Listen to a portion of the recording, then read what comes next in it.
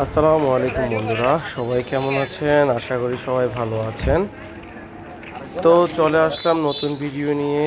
আবারও আমরা ভিডিও নিয়ে এসেছি ক্ষুধার্তদের মাঝে খাবার বিতরণের জন্য। সো নামাজ পড়ে আমরা অপেক্ষা করছি কাউকে পাওয়া যায় কিনা।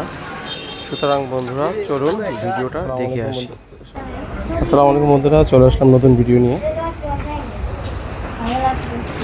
দুপুরের খাবার খাইছেন? না ভাই, ভালো আছেন আপনারা? ভালো আছি। এগুলো খেয়ে ঠিক আছে। বিসমিল্লাহ। বাসা কোথায় আপনাদের? সাততলা। আপনার? আমাদের বাসা সাততলা। শাকতলা। আচ্ছা, আপনার কি সাংবাদিক?